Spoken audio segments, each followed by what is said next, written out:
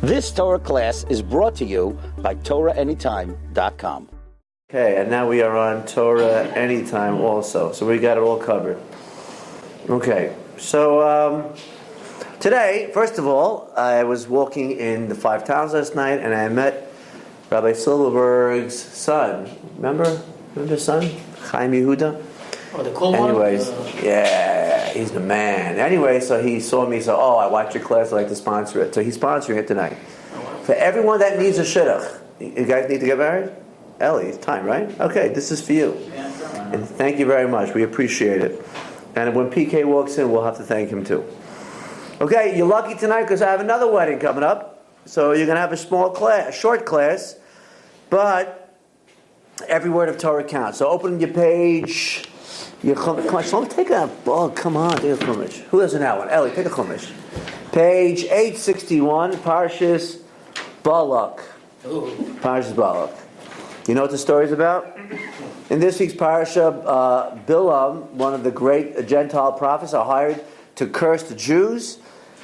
And a curse by him could cause huge damage. That's why they paid him tens of millions of dollars just to curse the Jews when they were coming towards Balak's land. I hope he cleared the check before he gave him the bracha. This I don't know, but he gave him a lot of money. And a curse, by the way, seriously, just for the record, don't ever take a curse lightly. I mean, even the Gemara in Bava Metzia says, I think my father told me, our Blumenkrantz would always say, give the guy an extra $1 tip, just so the Uber driver or the taxi driver, whatever, right, should not say you. Exactly. Even a good? And the Gemara says, because you see that Abimelech cursed Abraham and then Yitzchak was blind because of it. One of the reasons, he says, even a guy that's a very simple man, you should. Doesn't mean curse. When I say curse, doesn't mean like foul language when they talk today. I mean curse, like telling someone, God forbid. I told you what happened at AVJ, right? Remember this? No? Okay, you'll have to hear it again for the 20th time. What's the reason behind it? Wise? A curse? You're saying even nowadays, like the Uber driver, we should be careful that he doesn't say anything. Because the Gemara says you should never take a curse. You never know this guy's connection with the upper worlds. He might have a special connection that his curse could actually be fulfilled. Don't think, who's he? He's going to tell me I'm going to lose all my money. What's he? Just never know. He might have a spark. Bilam knew exactly when to do it. He was a Navi. He knew what Hashem. He knew that 1 second of the day when Hashem gets angry. But when I was driving once at AVJ, and I was looking for a parking on AVJ and Coney Island Avenue, and a guy pulls out. It was my luck, and as I'm pulling in, the guy makes a U-turn, and he tries to go into my spot. Syrian guy, and I'm backing in. I don't mess with a Syrian guy. I'm like, "What's your problem?" He says, "I was here before you." I said, "What are you talking about?" He says, "I was waiting for this spot before you. Get out of here." I said, "What are you talking about? There was no one in front of me." He says, "No, I was waiting on the other side. I was waiting on the other side. When the guy pulled out, I made a U-turn." I said, "Yeah, but that's an illegal U-turn. So how can you take my spot?" And he said, "What does legality have to do with spots? I'll take it up with the policeman with my ticket. But regarding morality of spots, it's my spot. The double line makes no difference when it comes to spots. It comes to tickets." I'm like, "Listen, you're over there. I'm pulling in." And he's like, and I was mostly in. He wasn't moving. I don't care. I left it a third out. Big deal. I was basically in. And as I walk out of the car, he looks at me, the Syrian guy. He says, "May the Almighty strike you down for what you've done to me." I look at him, whatever. And I go into. Then it was Essex. No, it wasn't Essex. What was on Bernstein's? What was that? What was before Essex? What was there? I was actually eating with your parents. What? Essex on Coney. Exactly. And I sit down. "Hey, how you doing?" And then they're like, "What's bothering you?" And I remember that Gemara. Don't take a curse from even a simple person.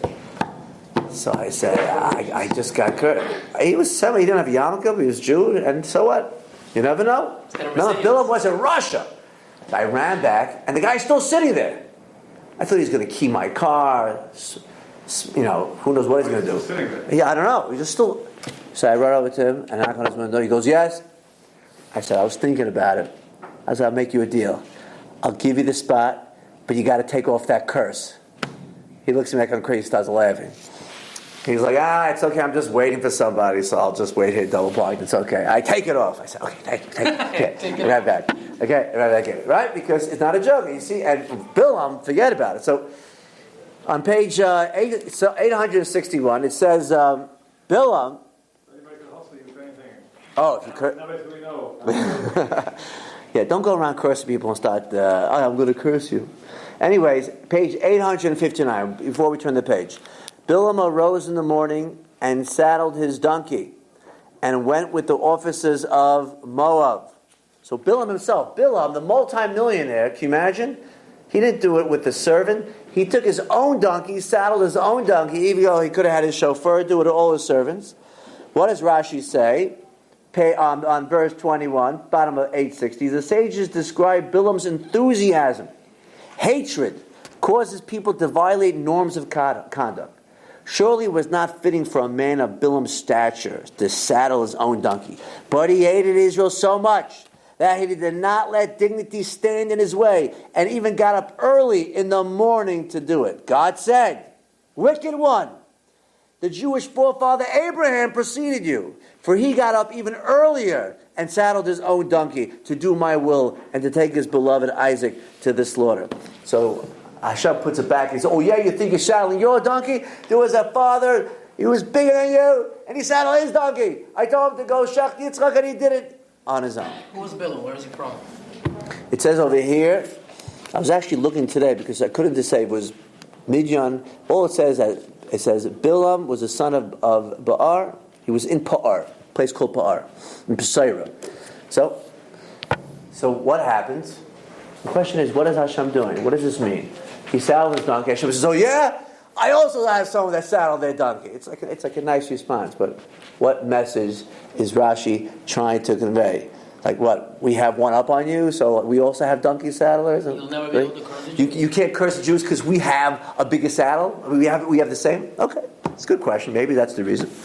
But the rabbis say very simple. The rabbis say what was Bilam trying to do? Here's a multi-millionaire filling up his own car with gas. Here's a multi-millionaire, washing his car himself. It doesn't make any sense. They do that, by the way. They do. That's true. They love their car, right? What is he trying? What was he doing? He wanted to show God. He wanted to show God in your face. You think you Jews are committed to what they do? We're committed. When we have something that we want to do in life, we're all in. You Jews, watch them go to shul. You ever see a Jew go to shul in the morning? Committed. Starts 7:30. We'll come 7:45. It ends at 8:45. We'll leave at 8:05. Seder starts 9:30. I'll pull in 10:30. Right? Davening starts 9 o'clock on Shabbos. Right? He says, when I'm committed to something, regardless of what it is, we're all in. You Jews, you show me one thing that a Jew goes all in. He does it, whatever he does. I'm not arguing. He buys a lulav, he blows a shofar. But is he as meticulous as we? Hashem says, and that was a good time. He wanted to show that you Jews are not committed. And Hashem says, excuse me, we have a guy, Avraham Avinu. Avraham Avinu was told to slaughter his son. And not only did he go to do the mitzvah, he did the entire mitzvah, every detail by himself to show how much he loves the mitzvah. And therefore that was an answer. You're trying to show that us Jews are not committed. I'm going to show you we have committed Jews, so don't use it against them. Which, by the way, goes to show this is very serious. You see from here that we have to learn from the guy. It's a very serious thing. The Torah is telling you, before you have a relationship with Hashem and you're committed, go see how the Gentiles are committed to what their religions. You ever go to a football game? Football game starts at 1 o'clock. What time are they there? Right? 11, 10 o'clock in the morning. Tailgating. You don't just show up at 1:05 like some guys do at a Minyan. If it's called for 3 hours preparation. We sit in the parking lot, we throw a football around, we make barbecues, it's called tailgating. After 3 hours, when we're stone drunk, then we come into the stadium drunk. They come into the stadium. That's why in Philadelphia they built actually a jail inside the stadium. You know that? What? In the Philly stadium, the Eagles play, there's a jail because people have to get arrested. They need a place to put them in jail right there in the stadium. Wow. So when you see it, sometimes when it's late at night and you have to go to Marvin, oh shoot, I didn't pray the Arvid. And you think it's cold. Do I really have to go? I'll just play. Okay, big deal. Hashem won't mind. I'll play alone. I'll miss you. Hey, Shmei Rabbi. I'll miss it. Amen. Big deal. Right? Still davening. I'm still a committed Jew. But then you realize 11 o'clock, you go to a game that's in extra innings in a baseball game. 12 innings, 15 innings, 18 innings. There are guys sitting there till 2 o'clock in the morning. They're not going home. A committed fan, he stays till the end of the game. Or if you're in Green Bay and it says 30 below zero, you're sitting there without a shirt on because the Packers are playing, and you're going to sit there and you're going to sit through that whole game. You're not going to complain. But I'm going to complain. It's too cold. I can't go in the sukkah. I can't go outside. Therefore, the Torah is telling you, if you want to know how committed you are, you have to look at the Gentiles. Because a lot of them, unfortunately, are committed to their religion, whatever their religion is, football, baseball, or even church. And if they're going to do that to something that's hevel or something that's nothing, then the more so, something God, something that's real. You see some guys go on a business trip, my friends. They go to business, they go to China for 2 weeks. They go to China 2 weeks, India 3 weeks. They go, why? Got to make money. You got to make money. So you're willing to fly, leave the family, fly 18 hours, be in some strange country, and you're eating out of who knows what. You don't have kosher food. But to make money, you're willing to do this. Or sometimes if a guy is working so hard, you say to the guy, did you eat today? He forgets to eat. Oh my gosh, I didn't eat lunch today. I was working so hard. I'm so busy making money in the stock market, I forgot to eat lunch. So are you like that when you go out with your friends and you're passing a non-kosher restaurant and you say, should I go? Should I not go? It looks kosher. It's not look kosher. When it comes to a guy making money, he's oblivious to the food. It's like, money? Who cares about the food? I'm making money. What about when it comes to being a Jew? That's not more important than making a couple of bucks. Your whole eternity is on the line. You're going to give it up because you have to eat now. If you really cared so much about being Jewish, you would just say, forget about it. I don't even care about the food. It's more important that I stay a Jew. And you won't even think about going to that restaurant. So you see from Bilam that Hashem has shown, you think you're committed, we have Jews just as committed as you. But that's not what I wanted to talk about today. Bilam, when he tries to curse the Jews, Hashem makes a miracle. And everything that came out of Bilam's mouth became a blessing. In fact, one of them we use every day during davening. Give this guy extra sushi right here. Ma tovu halecha. Bilam looked at the tents of the Jewish people, and he said on page 871, how goodly are your tents, O Jacob, your dwelling places, O Israel. Shlomo, now that you said that, what did he mean when he said, how wonderful are your tents? Why are our tents so wonderful? What is so good about our tents? To learn. No, that's not what he meant. You have to look at Rashi. What did he mean? He was amazed at the arrangement of the tent. Oh, right. One wasn't facing. Very good. Rashi says there was a special modesty and sensitivity that the Jewish people had. That when the Jewish people dwell, they don't look into each other's homes, they don't look at each other's families, what's going on, they don't look at each other's window. Everybody has privacy, and there was modesty. And that's what I wanted to speak about quickly before we go. This whole thing about modesty. Now, usually, in Hebrew it's Tzniut, very good. For the women, get that more than the men. They always get classes on Tzniut. You got to dress properly. So, if I had to ask you straight up right now, without looking inside, why is there laws about modesty? What's the laws about? Like, why would Hashem put them into place? What would you say? Because we're not animals. And therefore, modesty. Put on some clothes. So you're saying that I'm saying for men or for women? Both. But who is it more on? Well, for women. And why would this Talmud say they should dress properly? Creates morality. It creates morality. Oh, okay. When a person goes and they'll say they're staring at them, it's not good to stare. It's bad for your soul. It's bad for your eyes. It's bad for them. A woman should dress properly. Why? Because you tell a guy to walk into a beach, he can't go because he's not allowed to look. We all understand that. But you have to understand that modesty doesn't apply just for women, as Shlomo was saying. Modesty, believe it or not, applies for men too. Especially today. Modesty applies for men. Men should not be walking around the street in their shorts, without a shirt. You don't see men going to work, going to school, just in their underwear. Even men are dressed properly, somewhat. Forget about the women. So you see that when Bilam's talking about modesty is not just about gazing. It's like Yoni said, it's immoral to look and how they feel. What about a man? So therefore, I wanted to give you 3 levels of modesty today that you should know for your own life, because a lot of men do not know this. Being that I'm speaking to men, I want to teach you something today. Modesty applies to men too. It also applies to you guys. I'm going to give you a couple of examples, and then I got to go to a wedding. You ready, Zev? By the way, I'd like to welcome Seth back from Israel. Yeah. Unbelievable. Yes, welcome back. You going back? No, that's it. You're done. Until next year. You have 5 weeks off. What do you do during 5 weeks? You have 5 weeks off from YU. Do you go? Do you go to California? You go to Florida? You go to Hawaii? What do you do? You go to Eretz Yisrael to learn. You go to Eisha Torah to learn. That's it. You come back. The first stop when you come back is Rabbi Rosenfeld's class. Where was Nathan the last couple of weeks? Eretz Yisrael, right? Yeah. He was there too. His first stop, Rabbi Rosenfeld's class. Anyways, here we go. So, the first thing you have to know is, when we discuss modesty, the reason why, even for men, that we dress properly and we act a certain way, is because there's something in America, especially right now, that people don't understand. And that is the human being. Unfortunately, when they look at man and woman, what they're looking at, they assume that that's the person. You know the Me Too movement going around, right? And they're all concerned how they treated women. The harassment's going on in Hollywood for 50 years, right? In Judaism, that was par for the course. Like, it was obvious. What does that mean? Of course, you would never speak to a woman a certain way. You would never touch a woman without. I mean, it's normal. I mean, she's a princess. They did not get it. They look at them as just there for their pleasure. All of a sudden, now that they're all being sued and being thrown in jail, they're like, I can't believe it. I thought they were there for my pleasure. Now all of a sudden, you mean they actually have a right? They actually have feelings?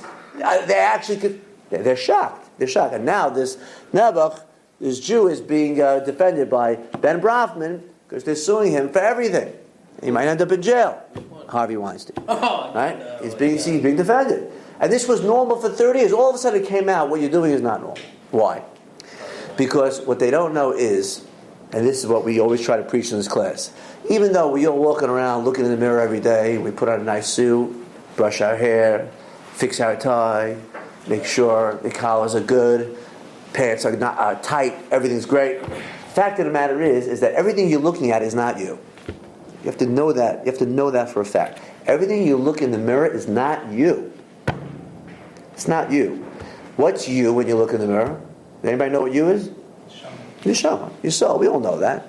The only thing that's you in your body is called your soul. You have to get that in your head. You have to plant that in your mind. And you have to know you are your soul. The only way your soul can survive in this earth is called a body. Your soul cannot survive without a body. Therefore, you must take care of your body. And there is a mitzvah to take care of your body. And you should walk, and you should exercise, and you should not smoke, and not drink that much. Why? Because as long as your body is alive, so is your soul. You can maintain your soul, and you have the opportunity to change the world, change yourself. You can put on tefillin, you can wear tzitzis, you can learn Torah, you can do chesed, but you need the body to help you do it. There is no way a person can go and honor his parents without his body. He needs his legs, he needs his arms, he's got to go to their house, he's got to honor them. He needs them. But what is pushing them, wanting to do, is his soul. You understand that, right? In America, again, they don't understand that because they look at the body. The body is, like in Greece, that is who the person is. But we know it's the soul. Therefore, when you're looking in the mirror and you're brushing your hair, okay, you should brush your hair, you have to look good. But you have to know you're just brushing your earth suit. You have to make sure that your soul is being taken care of. So Rabbi Eli Mansour gives a perfect example. He gives an example of a king is being wheeled, I don't know, in a chariot or in a carriage. He has a couple of servants wheeling him in front. People hear the king is coming, the king is coming. Everybody's gathering around, the king is coming, the king is coming. All of a sudden they see a couple of people pulling this wagon, and they run over to these two guys thinking that they're royalty. And they're praising them, and they're throwing, their hats at them. Welcome, royalty, the two little servants. And the king is looking out, and he's horrified, he's embarrassed. These servants are getting all the honor. He's sitting in the back, and no one's garish, and no one's looking at him. He's like, hello? And they're giving all the honor to the servants. Total embarrassment. By the time his chariot goes by, they're like, have a nice day, have a nice day. They just blow him off. The two servants in front get all the attention. He gets blown off. Mansour says the king is your soul, which means your real person in you is your soul, isn't it, neshama? What's getting all the credit? It's your body. Wow, check out those abs, check out how it looks, right? But the soul's like, hello, it's going to end up in the ground. Someone was telling me he was by a funeral, in Israel. Who just told me that? He was by a funeral in Israel. Over there, you can see the body being buried. In Eretz Israel, you actually see the body being put into the ground. In America, you have it in a box because we have all these laws. He says, to know this man all these years, and then just, they put him in, and then they take shovels, and they just throw dirt, and goodbye. Like, this man was alive just a few days ago. He says, you can't imagine. And you see his body just being put in, and they just walk away. That's it. That whole body, which was so alive and so real, that was everything, it's gone. It just will never be seen again. And it makes him realize, why? It's true. The only thing that's going to live on is the soul. That's the only thing that really is real. That's what's real. That's what you have to be working on. So he said the reason why you wear clothing has nothing to do necessarily with gazing morality. Clothing is called a lavush. Clothing is called a lavush. It also, if you break up the words, it just came from Israel, means lo bush, which means no embarrassment. When the soul sees that the clothing, when the soul sees that the body is getting all this attention, you cover the body. The reason why you're covering the body is a very deep love. You're covering the body to tell your soul that my body is not the most important thing. You cover the body. Here's my body, but I cover it because it's not the most important thing. Therefore, when the soul sees, the body's clothed. When in an Adam Harishon, did Adam wear any clothing? No. Why didn't he wear any clothing? It was a nail, no? But why? He still had a body. It was a nail. He still had a body because Adam didn't need clothing because Adam understood he was all soul. The body, take like a light bulb, and you see the light, right, shining through that bulb. It's all light, but you could barely see the glass. You see the light. That was Adam. Adam was all light. It was all soul. The body was nothing to him. It was like getting on his bike. It was like, just using the bike and then you discard it when you get to the garage. Adam knew he was a soul. So therefore there was no need for clothing. Cover what? My body? My body's nothing. My body's, it's just get me around, but that's not who I am. The second he ate from the tree of life, and then he ate from the Eitz Hadas, all of a sudden he felt naked. What happened? Before, he didn't need clothing. Before, it was not an issue. The second he eats, oh my gosh, I feel all naked, I have to cover up. What happened? Just 2 minutes ago. What? Once the Yetzirah came in, it got confused. Now what? What's more important? Is it my soul? Is it my body? What should I be more focused on? Should I be looking in the mirror all day? Should I be working on my abs all day? Should I be working out, going to the gym? I mean, is that, or is it my soul? Should I be working on my mind? Should I learn more Torah? Should I daven more? Should I become a better person? For the first time, Adam was confused because he brought the Yetzirah inside. And now all of a sudden he needed clothing because it was a confusion. Beforehand, when he was focused, it was a joke. The body was a joke. R, which is light, which is his light showing through. How do you say skin in Hebrew? It's also R. Phonetically, different spelling. R. The skin, the R, covers the R, covers the light. Even animals have skin. What do you call animal skin? Hide. They hide. Again, that's the skin. It hides. It hides what's inside. Your outside skin hides the light, what's inside. What your true essence is. And this is what Adam, unfortunately. However, there's only one part of the body you should not cover. What part of the body is that? Face. Why? Why shouldn't you cover your face? Because the face is actually, he says, the windows to the soul. If you really want to know what's going on in someone, you can't see a soul, you want to know what's going on, look at his face. The face, that's why a face is called the panim, which is face. It also is translated panim, which is your inside. Your face could tell you what's going on inside. If a guy is embarrassed, if a soul is embarrassed, right? If a soul unfortunately has no money to pay for his clothing, he has no money to pay for his kids, he has to go around collecting, and he's walking around, his face is all red, he's embarrassed. You look at that guy's face, and this guy's, I feel bad. How do you know? He's horribly ashamed. His soul's ashamed. Look what happened to him. How do you know? You see his face, it's all red. If the soul is scared, again, scared is not a physical aspect. If he's scared, if he's shaking in his boots, all of a sudden his face goes white. His face goes white. You look at his face, the panim tells you panim. Oh, I can see his face. The guy's scared out of his mind. It's the windows to the soul. That you can leave open. You can look at a guy's face. That's why you see a tzaddik. It's an amazing thing. Look at a picture, let's say, Rabbi Shlomo Zalman Auerbach. You look at a tzaddik like that. A person that inside was pure simcha. His whole life was dedicated to Hashem, to the Jewish world. His face, you look at his face, it radiates. Literally radiates. People that used to go to the Satmar Rebbe, they say it was literally like a light. It's an amazing thing. Why? Because the face is the windows to the soul. So therefore, when a guy is really happy inside, or he's doing well in life, you'll see it on his face. You can tell so much about a person just by analyzing his face. If you go to Chaim today, I don't know if they say about him, but his father, oh, for sure. That was for sure. You walked in, he looked at your face. Oh, yeah. You didn't keep Shabbos, he saw your face right away. Why do Shabbos? He was scared right away. He sees right into your soul. He was able to do that. Today, I don't know how many people could do that. He looked at your face. You're dating a non-Jew? Get out of here. Like, people to walk in like, I have a question. I got to ask you a question. Hey, he could see through your hands. Trust me. He could see through your hands too. He was petrified. My brother told me he was so scared. And plus, he couldn't hear so well. So he used to yell. And people used to run out. It was unbelievable. So therefore, the face we don't cover because that's the windows to your soul. So I just wanted to show you a Gemara. Quickly take this out. I wanted to show you how modesty, that I want you guys to learn this, it's not just about when we say women should dress modestly. It's even about men. Look at the Gemara in Kedushin. Take the first page. You have this, Aaron? Okay.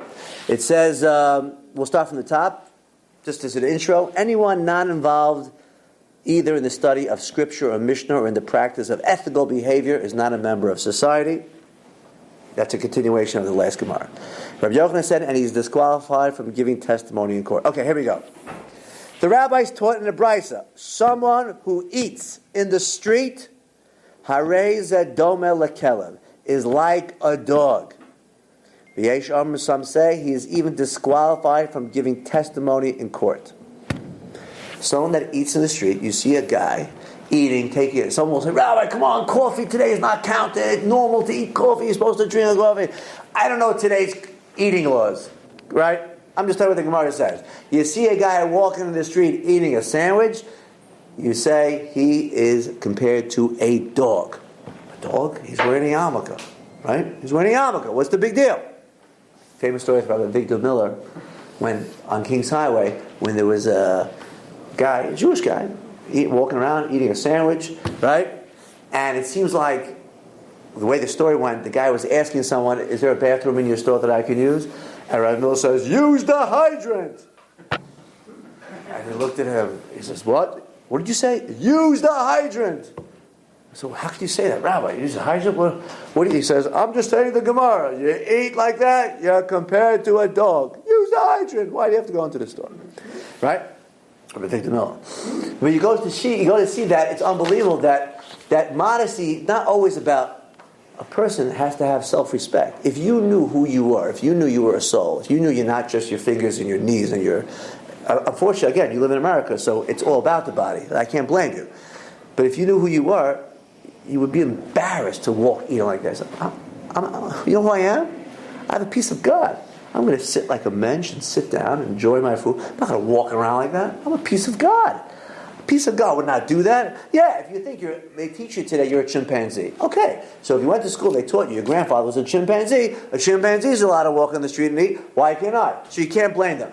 That's what they're taught, but you're supposed to know. Hashem breathed inside you a soul. You have to know you're more than that. You have to know you're a piece of Hashem, and therefore we should have it. Next Gemara. Next question. This is Megillah. After this, I let you go. It says in Megillah on Yud Gimel Amid Beis, fourth line. Listen to this. As a reward for the modesty that was exhibited by Rachel, she merited that the modest Saul, as King Shaul, descended from her. And as a reward for the modesty that was exhibited by King Shaul, he merited that the modest Esther descended from him. And the Gemara wants to know, what was the modesty exhibited by Rachel? Where do we see that she displayed modesty? And then the Gemara talks about how Yaakov met Rachel, and they decided to get married, and they said in 7 years, I'll work with you 7 years. And he gave her signs, a password under the chuppah. He's going to give her the secret password under the chuppah, and I'm going to know you're my real wife. And what does it say on the next page? She gave over the signs to the sister. Now listen to what it says. Jacob did not know until, next line. Therefore, because Rachel acted modestly, the Gemara says, she merited that the modest soul descended from her. What does it mean she acted modestly? She never gave over the signs. This was a private matter between her and Yaakov, and she never gave it over to other people, what they discussed privately. So you see, even the way you talk to people, even what you discuss with your husband, is considered modesty. Even little things like just the way you talk to someone. Modesty. It's not just about the way you dress. Oh, she's like that. No. The way you eat falls under tzniut. You have to eat like a mensch. The way you talk, you got to talk like a mensch, because you are a piece of Hashem.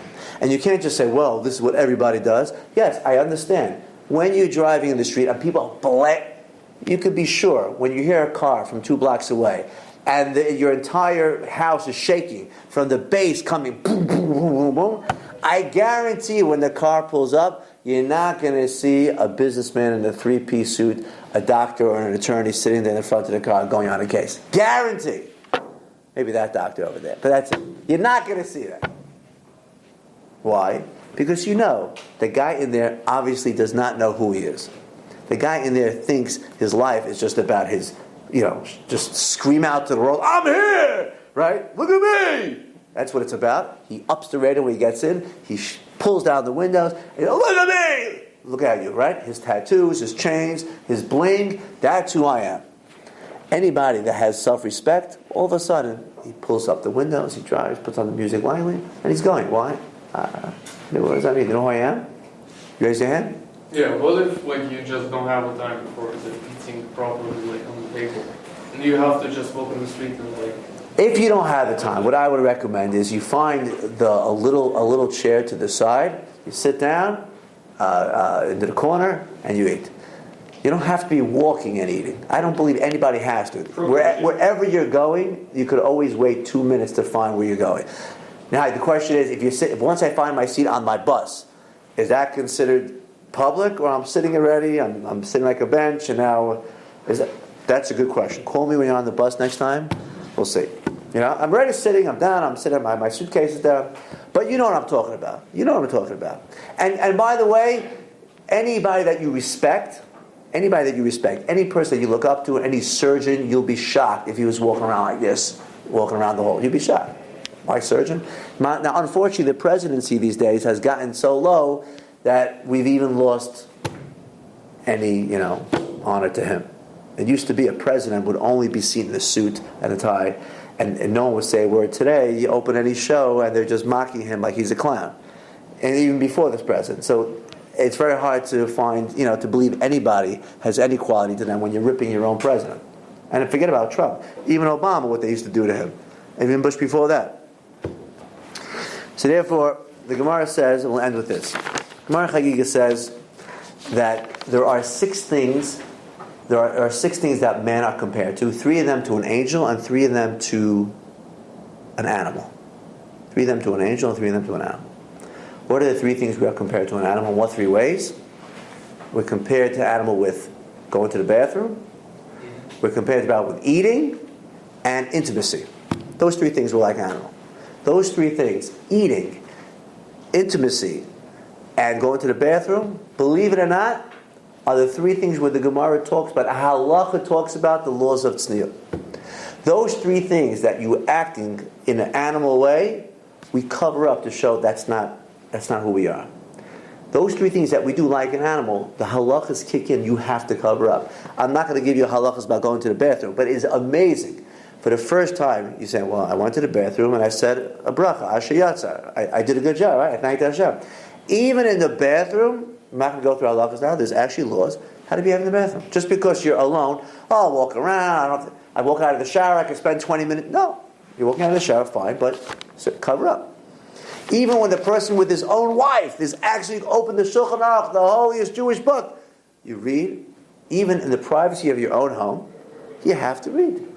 Doesn't mean anything's wrong or not wrong. You just have to be what's considered modest. My Rabbi always told me there's no frumkeit when it comes to private matters. Don't be frum. That's not the time to be frum. Be from other places.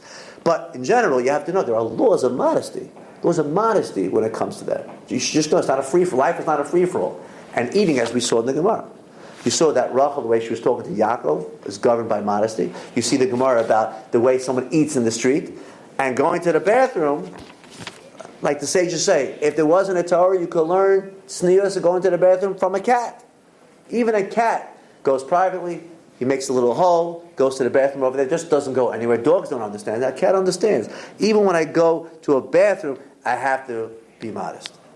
And the only way this is going to happen, if you know that you're an am segula, a mamlechas koyanim, if you know that you're royalty, if you know your royalty, these issues won't even be an issue. Once you know who you are, you look at Prince of England went to visit Israel today, right? He comes in with an entourage, suit, he's always looking good, his hair is always combed, his wife's always dressed properly. I'm royalty. Is it bald? Yeah. What? It's bald. No, the other one. One just came? Oh, this one's came? Oh, I'm sorry, I don't know which one came. Wait, there are two. Yeah. William? The other one just got married. Right. Now I'm confused. Which one went? The one that got married didn't look. The oldest one. Oh, the oldest one? Yeah. He's bald? Yeah. Still looks good. Stuff on the side. It's okay. It didn't stop her from getting a shidduch, by the way. It didn't stop him from finding a girl. She didn't mind, obviously. Right, exactly. Bald with $100 billion, you'll find a shidduch, not a problem. Right? What's a Jewish 10? I tell you that. What's a Jewish 10? It's a 4 with $6 million. Okay, but anyways, that's not for you. But a guy that knows, and his royalty is what? What's royalty? It's based on nothing. Today it's a joke. It's just a symbol in England. But, I'm royalty. You have to know that everything you have, when you're putting on tefillin in the morning, that's not just a symbol. It's actually a gift from Hashem that no one else in the world is allowed to have. When you wear your tzitzis, people tuck in their tzitzis. You should wear it out so proud. This was given by God as a gift for me. I'm royalty. You should look at everybody and feel bad for them. You should literally walk down the streets and see Nebuch guys going to public school and actually feel bad for them. Like, Nebuch. I don't care what car they're driving. It's all just, it's all just a cover-up. And how they're looking, and all their tattoos. You should look at them. And actually, when you say Shalei Asani Guy in the morning, the second bracha, Baruch Atah Hashem Shalei Asani, thank God I'm not a guy, that should be the most. We say it quickly. We ask for things we thank Hashem I could see. We thank Hashem, thank you for clothing. That you're a Jew is the greatest blessing. It makes you, now don't tell this to them. They're going to get very insulted, and we don't want to put it in their faces. But your pride inside you should be glowing. Don't walk around and say, don't do that. But inside you have to know who you are. You have to know it. Just like the prince when he goes to Israel, he's like, hey, look at me. I know who I am. And he's nothing. It's nothing but in his mind. But he walks around, and therefore, because he knows that he has to act a certain way, if you knew who you are, dress code would come naturally. The only reason we have to tell people not to wear these ripped pants, the only reason I go crazy in my class, when guys walk around with ripped pants and patches and more ripped pants and more patches, holes, is because they obviously have no idea who they are. If they actually thought they were a doctor or a lawyer or a surgeon, they would walk just appropriately. If they thought they were a Jew, what it meant to be a Jew, they would come every day to school in a tie. Now, Rabbi, how can I tell you? You know who I am? You know who I am? Mamlechas Kainim. I'm Am Segula. Therefore, Bilam looks at the Jewish people and he goes, wow, look at these tents. They're not facing each other. They're modest. They don't look at other people. They keep to themselves. He was shocked. I mean, the whole world knew about the way the Jews were set up. He was shocked because he was such an immoral person. He was so immoral, he couldn't identify with it. I mean, his wife was his donkey. That's how immoral it was. That was his wife. So to him, to see modesty, he was like, oh my, it's unbelievable. If you ever are shocked by something, if you ever I can't believe it, that means you're distanced from that thing, and that's a good thing. That's what it is. Unfortunately, in his case, it was bad. He's so distanced from modesty, he couldn't believe it. If you would see that, you would go to a Jewish city and you would see people dress, you'd be like, what's the big deal? I mean, you're used to that. Baruch Hashem. But when you saw 2 days ago that kid in the Bronx that was killed by that gang, he walked into a store, he was pulled out by these 6 gang members, it's on video, he was stabbed to death, you're horrified. It's unwatchable. How could this be? How could this be? Because Baruch Hashem, you're not used to killing. You saw the people, when they interviewed people in the Bronx, they were like, yeah, it's not a very bad day. You know, this doesn't usually happen every day, once a week. Like, killings are pretty normal, not like that. So they were like upset, but to us, it's shocking. Anything that you're distanced from is shocking. Bilam, who was a lowlife, was very distant from it. I want to end up with one audio, which hopefully I have, and then after this audio you can go. It's only 2.5 minutes. This is Michael Savage, who's one of the top radio broadcasters in America. I think he has like 15, 20 million a week. And for the first time, Michael Savage saw and actually hung out with from teenagers, girls. Never experienced that.